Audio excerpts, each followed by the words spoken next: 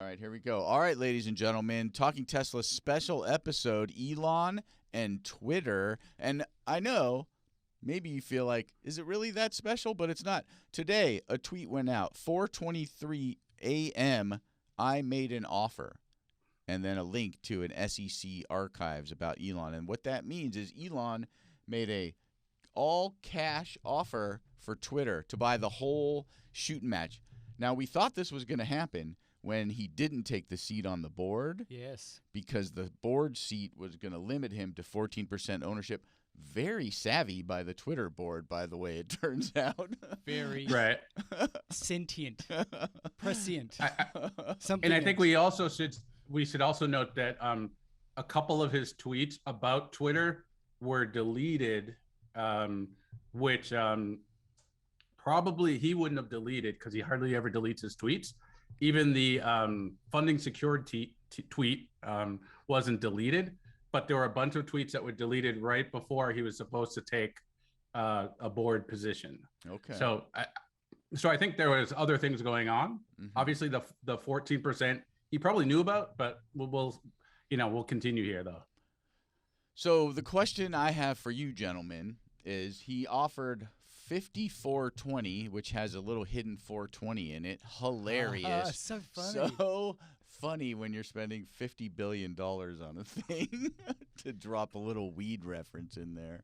Hey, any way you can. Yeah, I guess so. I mean, if you're an advocate, you're an advocate. That's all I got to say. But my question for you is, does he really want to buy Twitter, or is he pumping and dumping? I think he really wants to buy Twitter. I'm a bit fired up about this, Tom, and I've got a lot going on, so I'd just like to rant here. Oh, please. I'm so sick of this guy's bullshit. Uh-oh. Yeah. Ooh. Here is just, I feel like his psyche is fracturing. He is becoming more bizarre. The richer he gets, he's becoming more unrestrained. Uh-huh. He's talking about freedom of speech and all this bullshit, and the first thing he does when somebody criticizes him is he blocks them on Twitter. Yeah. This is not about freedom of speech. This is about power. He is turning into fucking Lex Luthor. As Tom predicted, he is turning into just another billionaire that just wants to control the narrative. Uh-huh. And this will have nothing to do with free speech. Yeah. He says nothing about China. If China wants to build him another big factory that'll pump out cars for him, he's all good for it. Are they about free speech? Elon, are you listening? You're so full of shit. And I've been such a big supporter, but can you stop being a fucking trillionaire child? Herbert out. That's it? Oh, I could go on, but nobody wants to hear it. Yeah, I don't know. I mean, do you feel like he really is going to try? Like, so obviously you don't feel like he's going to change it for the better. And I get your perspective. I'm with you on the whole, like, is this free speech? He doesn't It's not free understand what speech. free speech is. Yeah. You know, allowing Putin to say whatever the fuck he likes, or Right. a Trump to say whatever the fuck they like. Yeah. That is not free speech. Right. And That's free speech is bullshit. a constitutional situation, right? I understand that it's a democratic, like, we know that in a democratic and free society, free speech is important. But it really Right. has more to do with the government shutting Sure. down free speech than it does with any singular private entity shutting down free speech, right? But if you own that private entity, could Yeah. you espouse that? Right, but is he looking to own that private entity for only his own free speech? Like Mel said, now even when he blocks people, I'm going to defend a little bit. When he blocks people, he's only saying, you can say what you want to say. I'm not going to listen to it. He's not turning them off on Twitter. As the owner of Twitter, that's a different situation. He could turn that guy who's following his jet, he could turn his account off. Yes, Sure, he he could do that. Yeah. But I don't know. I feel like yes, free speech is really for government, but could be something be so big and so important, and I don't think Twitter necessarily is, but can something be so big and so important that the moderation of it should be held in other people's hands other than the ownership of the company? Yeah, For example, Facebook. Yeah, for example, Facebook.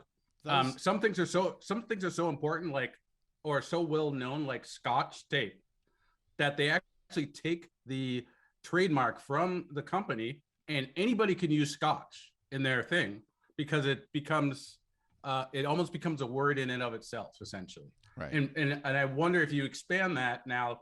Okay, there's not really town squares anymore, but is there something where something becomes so important that there needs to be another way to moderate it in some ways? And so, for example, I'm betting on Twitter there were people before the powers that be at CDC and whatnot said that masks were good to wear. I bet there were a bunch of people that were espousing masks could be worn, and I bet there's probably a couple people that were blocked on Twitter because they were saying the opposite of what the government was saying at that point in time. And so, is there a way, Mel, to you, a question to you, is there a way to allow speech that you don't like, so long as it doesn't go beyond, go to a certain point where it's now espousing violence or things like that, or dangerousness? Yeah, Yeah. I think we already have that, and obviously we're at a time when we're all discussing this. I'm also for free speech up to a point, but you do not go into a crowded room and scream fire. And you can be a white supremacist, but if you're a white supremacist that is then using Twitter to say, now let's go and invade this community and kill everybody, you can't Right. do that. Instigation. Exactly. So Right. where the line is drawn, I think, is difficult. But having another trillionaire in charge of a huge social media platform who's shown himself to be quite unstable is terrifying to me. This is not about free speech. This is about power, as it always is. It's about power. Right. And I don't know the right answers to a lot of this stuff, but I just wish he would focus on the shit that matters. But I guess the shit that matters to him is power. Do you think do you think there's any chance he only thinks of this as a pure money-making opportunity? Like, he sees Twitter as being massively undervalued, because he did put out another tweet. I don't know if that came out today after this other one, where he talked about a $2 monthly subscription that you would then pay yearly. So if you got 100 million, 200 million users paying $24 a year, that's a considerable amount of revenue that Twitter's not currently bringing in. Is it possible? Again, take all of the free speech bullshit aside, because we've seen his hypocrisy in action as it pertains to free speech. Anybody who speaks out against him, Tesla employees, journalists, right? He wants to shut them down. But is it possible he's just found out, like, he's like, I got $40 billion. I don't think this is at all about money. Yeah. It is all about power. It's all about having the power of the platform, just like Yeah. every other frickin' dictator. Yeah. He can go. He's got more money than God. He will be a trillionaire at his current rate in about 3 or 4 years. Yeah. This has nothing to do with money. It's simply about his ego and his wanting to control the narrative. It has zero Right. to do with effing free speech. It's Elon's free speech that he cares about. Right. I think if you wanted to be powerful, though, you would pick a better media platform than Twitter. Twitter, by most accounts, is the smallest social media platform of the big media platforms. Snapchat's already bigger, and it was founded later. Obviously, Facebook, Instagram founded later, significantly larger. But so I think even different. like the LA, yeah, no, I know it's completely different. But in terms of just the number of people and power that you'd get out of that, I think you'd better off buying a whole bunch of newspapers or things like that. All right, and I have a question for you guys. What do you, because I know what my Twitter experience is, and I'm sure it's different than Joel's, but probably not by much, and it's different than Mel's, but probably not by much. But what do you think Elon's Twitter is like? Like, what do you think his algorithm is? Like, is he seeing something constantly pushed to him that's causing him to distrust it or not? Like He's blocking everybody that criticizes him, so he's not seeing any criticism that says perhaps you shouldn't say this shit because he'll Right. just block you. He's getting a direct feed from Joe Rogan, Yeah. and that's why he comes up with stupid shit. Yeah. And can I leave now? I gotta go. I got Yeah. stuff to do. You can go. Thanks, But man. if he buys Twitter, could he actually block Elon Musk? That'd be awesome. Herbert Alex. Thanks, man.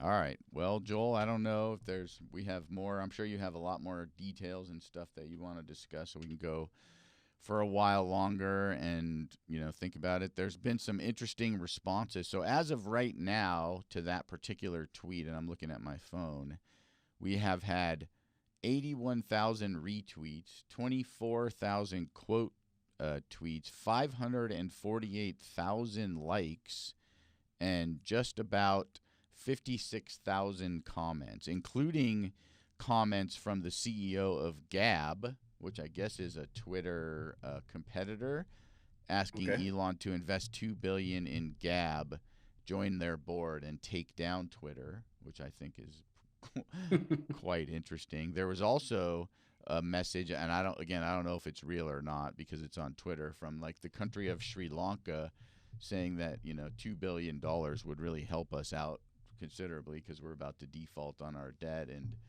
it would be real nice if you could help us out as it pertains to that. So there's all kinds of interesting responses, as you know, and we're getting, I wouldn't say it's 50-50, but we're getting, if Elon buys Twitter, I'm leaving, and we're getting, oh, thank God Elon's coming to save Twitter. So I don't know if it's 50-50. I made that number up. I'm not going to lie. Like, it's just one of those things. I didn't look that deep into it, obviously. Every major social media company is owned by a billionaire. This is the one that's right, but they weren't not as much owned by. They weren't necessarily owned by billionaires when they started. Like, the owner of TikTok was not a billionaire. He became a billionaire. The owner of Instagram is Mark Zuckerberg. So he wasn't a billionaire when he started. It just worked out that way.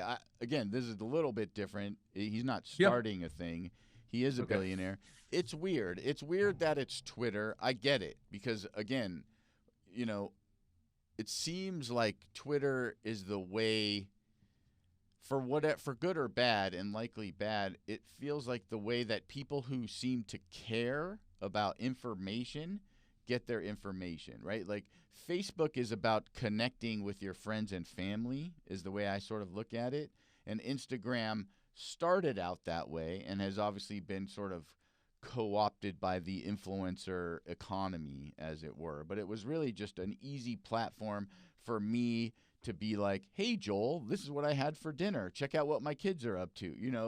Super easy way to share my life without having to send you a text. And by sending you a text, I'd have to send all 100 people in my contacts a text, right? That was the beauty of Instagram, and it became this way to launch products and all these other things, which I'm sure was its intended purpose all along, but, whatever for that. But Twitter is used by pretty much every journalist in the world to talk about things, post their stuff, which makes it actually quite important from that realm. And that may also be happening on Facebook, but it just doesn't feel exactly the same. That's not how Snapchat's being used. That's not how TikTok is being used, right? Twitter, agreed, in the realm of social media, fits a very specific, almost, and I hate to say it this way, like an intellectual niche, right? Where it's like people who think, and this is where people go for information. Like, if there's some news that happens, we go to Twitter. We don't go to Facebook. We don't go to Snapchat. We don't go to TikTok. We don't go to Instagram. It's like, let's see what's happening on Twitter. Search that thing, and you're going to find a million perspectives on it. And that is no doubt. And that is in and of itself what makes it unique in the scheme of social media. And I was listening to some podcast the other day. It may have been Hell and High Water with John Heilman, and he talks to a lot of journalists or political journalists. And it was a little bit chilling because what they said on this show, and I hope it was this show because it's going to sound ridiculous if it's not, was that like every journalist is on Twitter.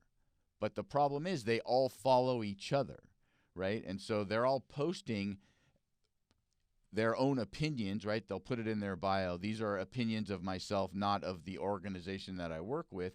But if you're a journalist for the New York Times, what's going to happen? Somebody's going to see that tweet. They're going to go and read your stuff on New York Times. There's no separation there in a lot of ways. And all of these journalists are in their own bubble, right? So they're sort of all like reading each other's work and sending their stuff. So there is something to that. I don't think that's a free speech element, but that's just my personal opinion on sort of the general importance of Twitter and why it could be dangerous for someone like Elon to own it solely, as opposed to it being owned by stockholders who have a larger say in what's going on. But what I wanted to ask you also, Joel, is would you pay the $2 a month to stay on Twitter if he made it $2 a month, $24 a year? I think that's pretty cheap. I think I would, if so long as it didn't die on the vine because people didn't want to pay that. Yeah. There's a lot of the problem is there's a lot of issues on Twitter. Yeah, I mean, there's a lot of good with Twitter. There's a lot of robots, a lot of bots, essentially, that are pretending to be real people that are, especially around the Russian war, the Ukrainian war. There's just so much going on. Right. And what I think Twitter hasn't done really well is around AI and around picking up these bots, figuring out that they are, kicking them off. I think they do a horrible job with it. Every single Elon tweet has 10 bots that are trying to sell Bitcoin or, whatever the latest coin thing is out there. So I think that there's but is that free speech? For that. But is that free speech? Like, again, like, is that something that he would want to shut down? Like, he tweets and somebody ats him, hey, buy my stupid ape or whatever the fuck it is, right? Like, if it's not a real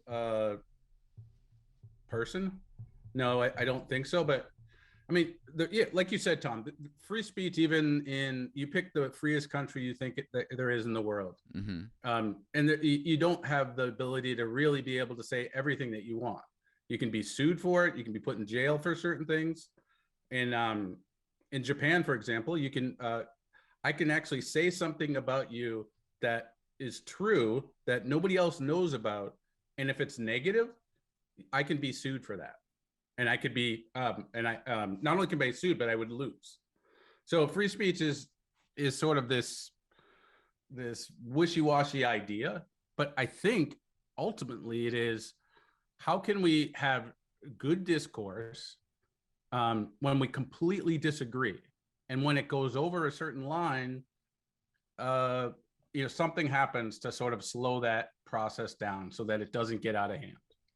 And I think that there's a chance for that. Now, I don't think that he can make his money back by, so I don't think he's pumping and dumping is what you asked me, right? Yeah. I think he's actually doing this for, I won't say it's a red herring, but I think it's one of the ideas that's on his mind at the moment. But I think that he wants to continue the work that he started with OpenAI on AI type items. And this is sort of a good platform to do that with. And he's very active on Twitter for a guy who seems to be very, very busy trying to build rockets and figure out AI. Like, he's on a lot. Like 4 days ago, he was posting. He must have posted 50 or so tweets in response to people asking him questions about all kinds of different things. Yep. Including paying for Twitter and Doge, which is interesting, right? Because he owns a bunch of Doge.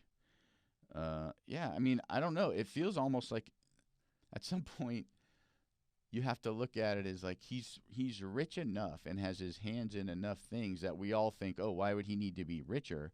But we also know he has $100, $200, $300, $400 billion in sort of I don't know what you would call it, things he wants to do, right? Ideas. Like going to Mars is going to cost a butt ton of money. He doesn't want to spend every penny he has doing it, is my guess. He'd probably like to spend $200 billion on going to Mars and still have $200 billion left. He won't need or maybe he spends $500 billion, but I don't think this is about making money purely on the platform. For sure, it's not, but it allows him to amplify all of the other things in some ways, right? It gives him a great platform. He already has that, I guess, so maybe that's a silly comment, but he has the ability to amplify SpaceX. He has the ability to amplify everything. Like, every time SpaceX launches, he could put that literally in every single person's algorithm, right? He could make SpaceX a thing that not just 10 million people know about and are interested in, he could make it a thing that 300 million people are interested in, right? He can say Twitter can only be paid for by Doge, right? And have bought half of Doge right before that and drive up Doge. I don't know. I mean, I'm not saying that he's going to do this, but these are all possibilities when he owns a platform with the sort of reach of a Twitter. And I don't know if I'm for this or against it. It doesn't seem on the surface like a good idea, but I'm not going to sit here and pretend that I'm an expert in all of these types of things. You know, Mel had a very specific point, and and it's an excellent point, and it makes a lot of sense to me, right? And you have your thoughts and feelings about it, so I don't know. Yeah, I think so one of the things I did was Tom, is I looked at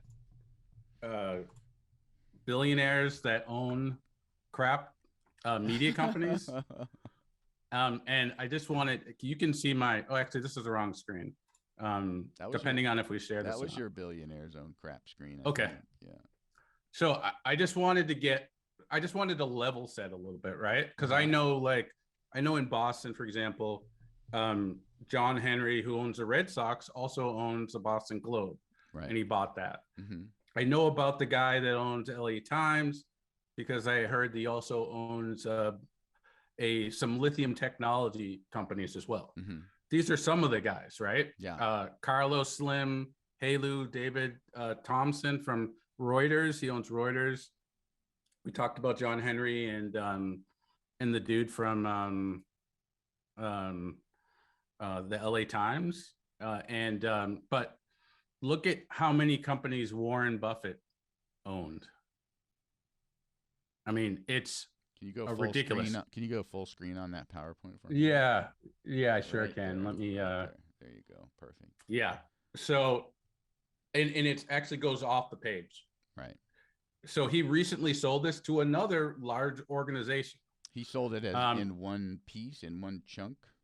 Yeah. So it was called BH Holdings, and sold it about a year ago. But my guess is all of these companies combined aren't even close to the reach of one tweet, right? And maybe they all tweet. They probably all have Twitter things, and I get what you're saying, but like we also look at Warren Buffett. I mean, he's an activist owner. He buys companies and puts in management to manage them. So it's a well orchestrated point for sure. But I don't know what you're saying. Are you saying that like because a bunch of billionaires already own media companies, we shouldn't necessarily be concerned about? That's a guy I'm concerned about for sure. Right. But and then Rupert Murdoch. That's what I'm saying. That's a guy I'm concerned about, Rupert Murdoch. But what I think so.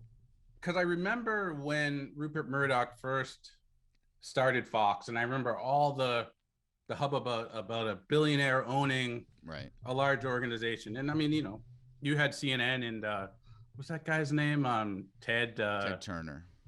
Ted Turner, and all the stuff that he owned or owns or whatever now. Yeah. Mm-hmm.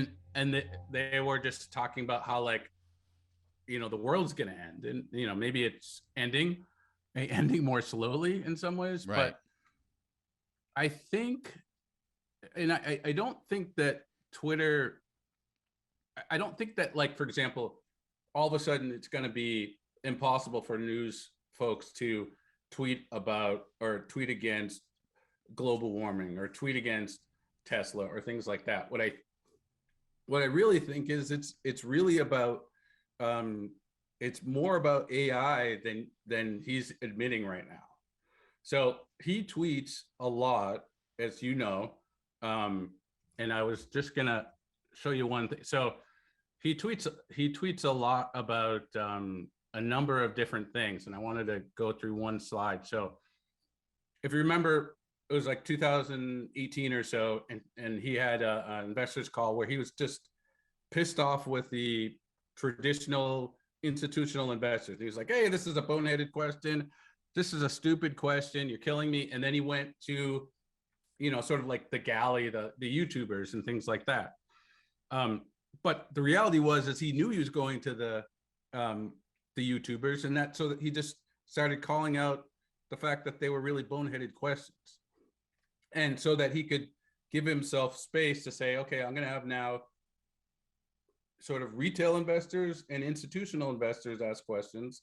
And then I will also get to you guys who are the analysts who are asking, like, okay, you raise prices by 0.25%, and how is that going to affect the bottom line? Like, those are kind of, boring things when he's trying to do some more amazing things. Right, but he's on an earnings call where investors are trying to decide, like, it's context, right, dude? Like, I know. But all I'm saying is that yeah. what I'm saying is that sometimes he like says something, but there's also other things going on too. Whether it's a red herring, a full red herring, or if it's like there's like 10 reasons or 5 reasons why he wants to do something, but then something really pisses him off, and then everybody thinks that's the only reason why X is happening. Right. So like leaving California, and he's like, okay, frankly, this is the final straw. Tesla will now move its headquarters and future programs immediately to Nevada or Texas, right? Yeah. And I believe that was the Q1 2020 call. But what we also know is, let me just see if I can go. What we also know is that since then, they're expanding Fremont 50%. So then that was announced a couple quarters ago. Mm-hmm. They're building another factory in California to just do the mega packs. Right. And they've also included Cato Road, which is they could have easily put in Nevada if they wanted to, but they're doing it in California. So it's sort of like whether it's lying or Mel will say, oh, it's lying.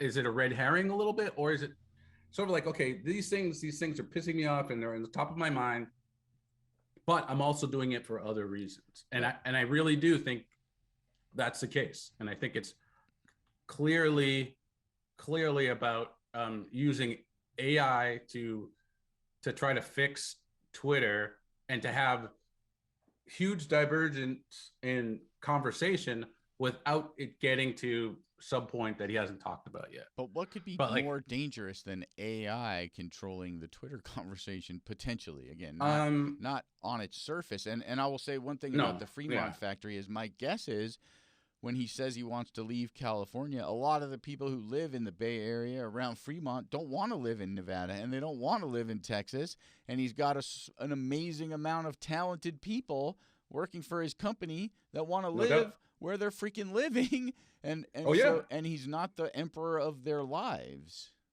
Completely. And if now he didn't say he was closing Fremont. No, he didn't. But he has talked shit about it. I mean, for sure, he's definitely talked shit about California and saying it's unfriendly to business. But what it has been is super friendly to his business, because you can't swing a dead cat in California without seeing a goddamn Tesla. No doubt. And I don't think he really wanted to leave, but I'm just saying now he's talking about free speech and Twitter.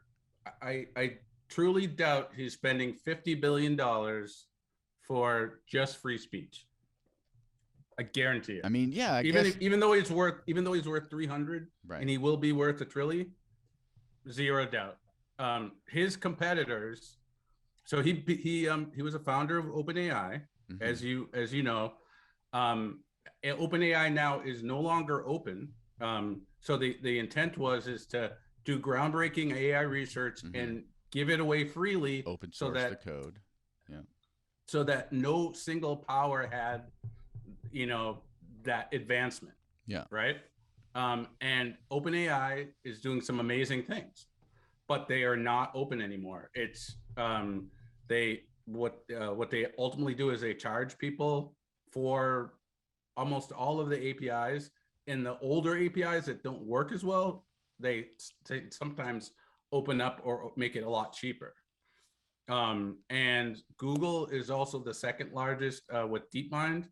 They're also doing some amazing things. And if you think about the bot, and if he's really serious about this bot, the bot's going to have to understand context, and it's going to have to, if you say, go pick that up over there, it's going to have to understand what that means in context. Yeah. And he cannot, Twitter is actually a great space to be able to understand conversation, and to be able to also solve some of the problems that they have there. But he doesn't And need to it's own going it to be to the do that, does he? No, he doesn't. But I think he saw once he got in there that it wasn't going to be the kind of company that he could deal with being a minority stakeholder. Right, but he doesn't have to be any stakeholder to set a computer up to read all of Twitter. I that's a good question. But I do know that OpenAI, for example, has been getting a lot of hassle and having a lot of problems, and some of the things that they're scraping that are not theirs. Mm-hmm. So when they are scraping things off the internet, there's been a lot of issues with that, and there's some definitely ethical considerations around that. But if it's a platform where you definitely own the content, or at least somewhat, whatever that is, I don't know if Twitter owns it or not. I think that makes it easier for them to do that. Like Facebook's also another one that's doing a lot more in AI than Tesla can do because of that. So I you're think, saying, yeah, go ahead. I'm sorry to interrupt you, but so you're saying No, go ahead. that you think Elon is potentially buying Twitter as a platform for his AI machine learning. That he would that's one of the things he's doing. He would potentially go in and update the TOS, which no one fucking reads anyways, right? Like and say, I can use this to learn. Maybe. So for example, if you have a human saying, okay, this is a Russian owned media source, you just don't have enough people to look at all the content. And like I read one woman who is in she's in, what was she doing? She was in some controversial field. It doesn't really matter. Her neighbor came up to her and said, I read you on Twitter, and I'm next time you better walk a little closer to the sidewalk, because I don't like some of the stuff that you have to say, sort of thing. And there's people that are just out to get other folks, and I think there's good opportunity to sort of keep the discourse at some reasonable level, and maybe it's either you hide it or you say, first you say, look at this, looks like it's this is angry discourse. If you really want to look at this, go ahead. And there's some Ukrainian journalists that are also getting blocked because they're being considered Russian journalists in this case, and they're getting blocked. So, but are you saying that he wants to not have that stuff be blocked, or he's still going to block? Like, where does his line of free speech then ending? We don't know, obviously. Yeah. So No, I don't know that. But yes. What you're saying right now is some people are being blocked, and maybe he wants to buy it so they can be unblocked, and maybe they shouldn't be and he's going to use AI to decide. So AI will then become the arbiter of free speech in the world? Like, that doesn't seem like a good idea on its surface. But think about it. Like, you do not have enough people. I mean, it doesn't matter, right? Like, you probably have read some of the articles about Facebook human moderators that are in these rooms with no windows, and they're sort of going through these highly stressful situations, almost like a PTSD sort of stressfulness, of trying to figure out, is this bad? Is this good? And, is this child abuse? Is this? One, I don't know if it's super healthy, right? For a human to do it, but you can never have enough people to do this with, hundreds of millions of people every day. And what he's saying is, and so when he was talking to what was that dude's name? Wait But Why, the Wait But Why guy. It's like, you know what? There's something wrong with the algorithm, and what I want to do with the algorithm is make it open source. So not only does not only do the technical folks know about it, but the people know about it too, and they can look at it. And this is happening a lot in coding in general, is where you post a huge chunk of your code in a way that people can see, and people can even potentially even vote on what they think is right and what they don't think is right. And what I think also will happen, because individual countries do not that are blocking Twitter, they could potentially even say, I want this to be a little tighter in some areas. But at least it's making an attempt to try to be consistent across the board. Yeah, but again, I don't know. I mean, I don't know all the people. Let's say the Twitter algorithm is open source. Does that mean that 50% of the people that are working on that open source algorithm and making changes to it, I don't know what that means, and are good people, and 50% of the people working on that algorithm are bad people? Again, every instance can be fraught with peril in some ways, because there is no pure altruism in the world, right? Right. So, like, it doesn't exist. Any tool can be used for bad or good. The problem isn't that the Twitter algorithm is messed up, right? The problem is how important Twitter has become to people's intellectual stimulation in some ways, right? It's like, if that's where you're getting all of your news and all of your information, and that's what you're depending on, no matter what, that's messed up, right? There's no possible way that can be good. And again, I get, like, you don't know, are these people verified? And Elon's verified, and he says crazy ass shit. Sure does. So, like, he says stuff we disagree with all of the time. I don't think he shouldn't say it. Sometimes it's, turning the light on, helps you know that there are cockroaches in your room, as opposed to keeping the light off. And I'm not necessarily referring to him as a cockroach. That's obviously just a widely known analogy, right? It's like, sunlight's a great disinfectant. Right. Essentially what you were saying, right? Exactly. Like the same thing with, like, the Virginia Ku Klux Klan rally that ended up killing a bunch of people, and Donald Trump made his famous "there are good people on both sides" statement about, right? Like, a lot of those people were hiding in the dark prior to that march. They were emboldened to come out in the light, and now everybody in their community knows who the hell they are, and that they exist, and that they're hateful people, as opposed to having fucking brunch with them. So there is some benefit to the light. And I don't know if that makes any fucking sense as it pertains to this conversation whatsoever, to be honest with you. But, like, I don't know. I definitely think that Twitter needs, even if you separate out how the speech gets regulated to some extent, there's still plenty in the algorithms for Twitter that need a lot of work. And I think that's a learning experience for AI folks in some ways. Like, there was it was a 6 months back, where no matter what, if there was a picture of two people, one black, one white, the white person would always get highlighted when the picture was small. Mm-hmm. It didn't matter where it was. And it was nobody noticed until everybody noticed, right? And I think that there's plenty of things where that could be fixed even before you get to some of these more trying and tough issues. Yeah. But I don't know if it's not something that you're saying it's a really hard thing. And I think if Elon, he goes after the really tough problems.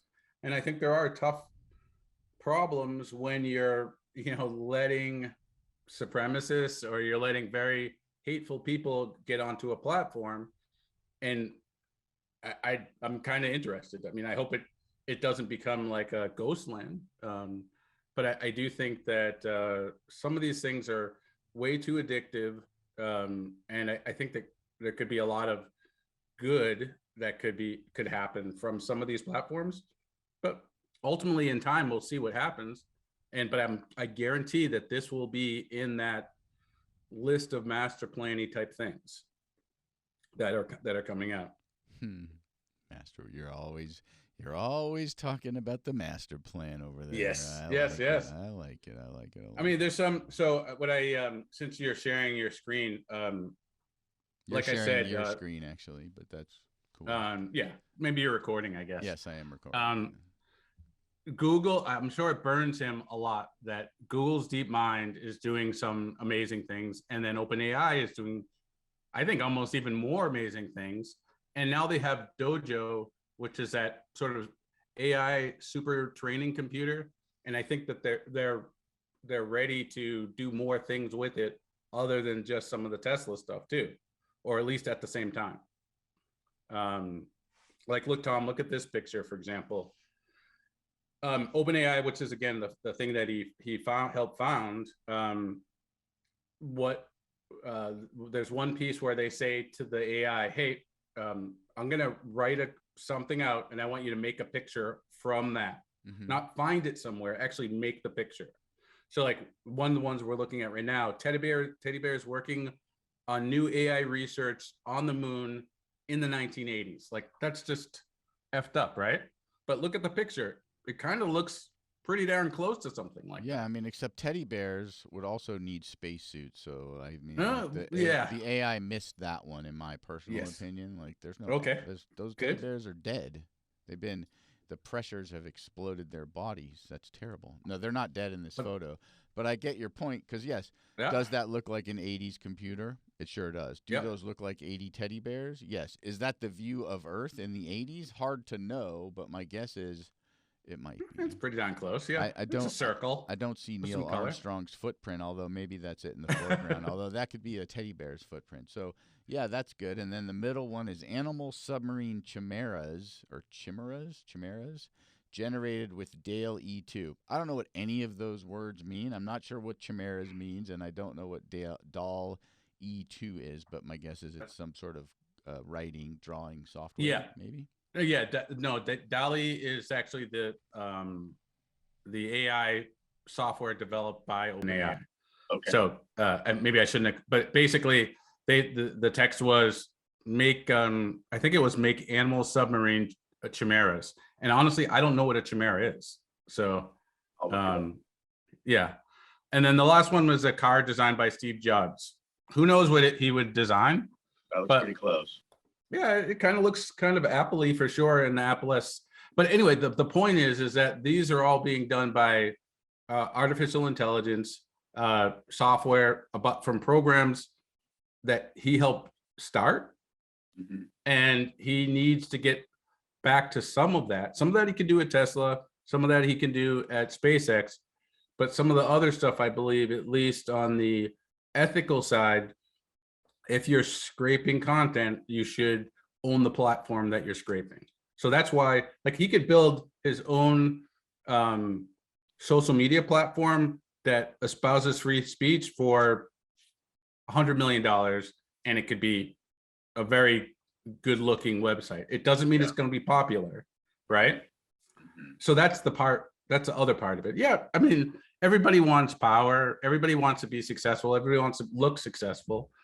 But I really think that that's the huge chunk of this piece. So he's looking at Twitter as like the University of Phoenix for his AI computers. Is that kind of what you're getting at? It's his online education company. I'd say more like Fresno State, something like that. Fresno State's a real university. That's a University of Phoenix is a fake online.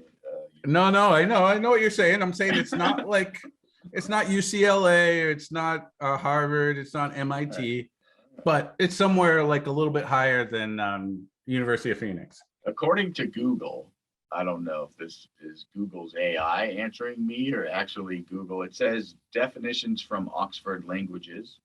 In chimera, in Greek mythology, a fire-breathing female monster with a lion's head, a goat's body, and a serpent's tail. So I would say that according to the photo that you put up, there was some failure, because those are very cute little creatures.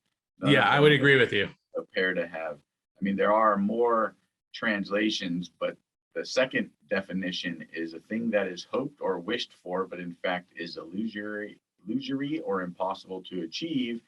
And there's a biological, here we go. A cartilaginous marine fish with a long tail and erect spine before the first dorsal fin, and typically forward projection from the snout. I would say that's a fail. That's an AI fail. Those are not chimeras. Those are adorable, and I would want to own the Llama submarine for sure. Yes, That would be amazing because it would use spit propulsion. It might be an alpaca, it could be a camel, whatever it is. It has the most windows, so I'm in.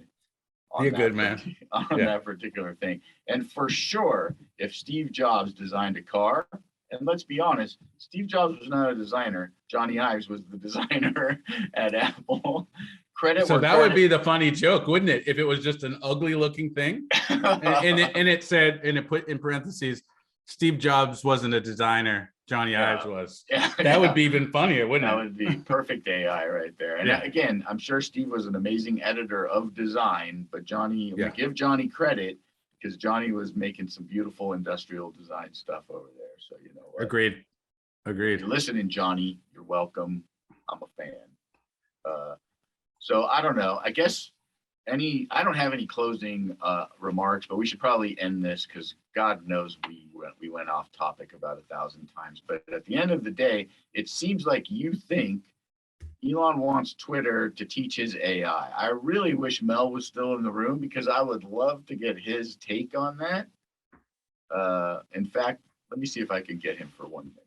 All right, Mel. So we're going to end this right now. But Joel, during our conversation, has a theory that Elon's buying Twitter as sort of an online university for his AI to learn how humans communicate.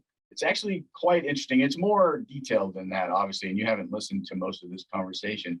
But on its surface, give it like a little bit of seconds to ruminate. Any thoughts? That is the stupidest thing. That was unexpected. But it's interesting, right? Show him the AI photos. Okay, so Mel, I know that you're deep into the Tesla bot.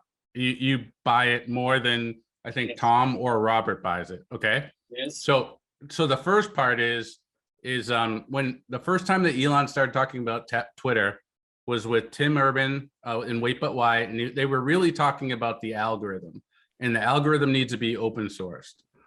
Andre Karpathy, I'm going to connect a couple dots here.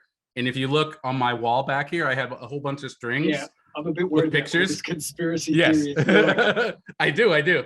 So Andre Karpathy has said, hey, once we sort of solve, quote unquote, solve FSD, but I won't, like we get really close to FSD, some of the AI developers can walk away and we're going to have we call it Operation Vacation.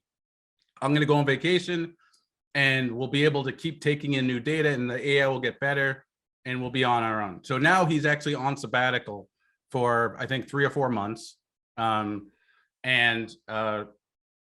Maybe this is his Operation Vacation. It could be he's leaving because he hates Elon. Who knows? But and we're moving on. That was 3 days after Andre was on vacation. I think for the Tesla bot, whether it's like, it could be a savant, it could be like the Herschel Walker, of picking up things. It could be like amazing. It could do all these great things. But if you can't converse with it and say, hey, pick up that thing over there, it has no clue as to what to do, right? So I believe you don't, Tesla nor SpaceX does not have text in the ability to be able to find interesting AI. And so I'm going to show you 2 interesting things here, Mel, but you have to look at this screen right here. One is this horrible joke that I think even Tom wouldn't tell. Did you see that Google just hired an eloquent whale for the TPU team? It showed them how to communicate between 2 different pods. One, it's not funny, at least to me. But then the AI actually sits and explains that TPUs of a certain type are called pods, and whales have pods, and that's partly why it's funny, yada, yada. And it completely explains the depth of this. And this is something that, yeah, go ahead, Tom. And everybody knows if you have to explain a joke, it's not funny. Yeah. Right. You're bad at explaining a joke. Apparently you're AI. Well, yeah, but that's also the funny part about it is engineers wanted to try to explain jokes, but that's here nor there. But understanding context and deeply understanding items is what, this Tesla bot is going to need to understand.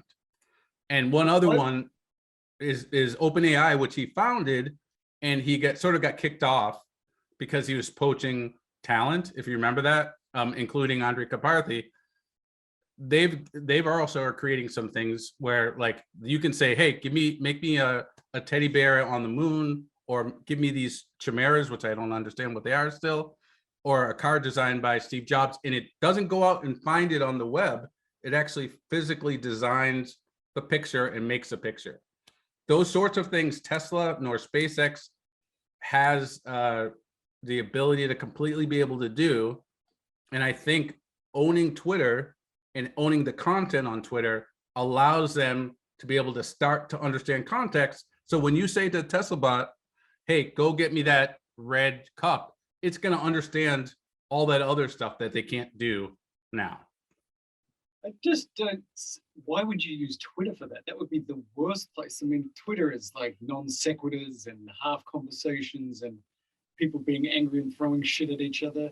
I mean, the bot that would come out at the end of that would be so terrifying. But it would know a lot about how humans communicate with one that's another. the problem. Not It would well. know a lot about how badly, at the worst possible, humans communicate with each other in the worst possible way. You're going to create the Terminator. But the best people are also on Twitter, right? No, I don't think so. I think they're all left. You're on Twitter, Mel. But anyway, I think that there's also a point. But anyway, that's my I like thesis, your Mel. theory. It's an interesting thesis, though. Let me tell you what's going to happen to Joel. He's going to move further and further to the right. He's going to grow out his hair. He's going to start drinking his own urine. He's going to never leave his room. This is where it starts, Joel. This is what's going to happen. Okay. Wow, that's a quite proclamation. Thank you for coming back in. We appreciate it. You're welcome. We're going to get back to some real work, and now I'm going to be terrified that Joel's actually correct, and the world is going to end. I can't think of a better platform to learn about how shit and great society can be, but I'm sure it's out there. Oh, I think there could be other TikTok. options. At least you can learn how to cook on TikTok. I don't know. I've never used Twitter for cooking, but I'm sure it's out there. TikTok, to me, I like TikTok, but I have to stay away because TikTok right now and Instagram inevitably show me sports or like scantily clad women. And even if I don't like something, if I just stay on it just a little too long, all of a sudden that's all it's showing me. Yeah. And then I'm sitting in bed with my wife and she's like looking over at me like, what are you looking at? So she's like, are you watching Tom Brady practice more? Yes. Not anymore because he left Boston. But, Anyways, all right, Joel. Well, thank you for that insight. Thanks for humoring me, too. All good. We're going to have to use this YouTube recording. So I'm just going to put that out there because my audio got stopped. Right. Really? When I unmuted Mel back on, it had an issue. So. Okay. We're going to clip the end of this guy and we're going to call it done. I guess now I have to make a new ending. So now I'm going to clip the goddamn end with it. Hold on a second. All right, Joel. Well, thank you so much for this special Twitter edition. We're going to throw this up for the Patreons, I guess, maybe for one day, and then we'll wide release it. I don't know. Maybe I'll just wide release it and the Patreons will just get their own link to it. Who knows? Anywho, interesting. I don't think we came to any conclusions. I'm pretty sure that's kind of the point of all of the shows that we do. So you have to think for yourself out there if you're watching this and come to your own conclusions and send us what you think about this Elon Twitter thing and Joel's AI theory. I'm curious what Robert's going to think about your AI theory. You had me, you lost Mel. So who knows what's going to happen out there? It's maybe your Twitter, maybe you're the Twitter bot and we're just your pawns in your game in some weird simulation we're all living in. That's a whole other show. We won't talk about that right now. All right, Joel. Thanks, man. Talk to you soon. All right. Love you guys. Thanks. Love you too, bud.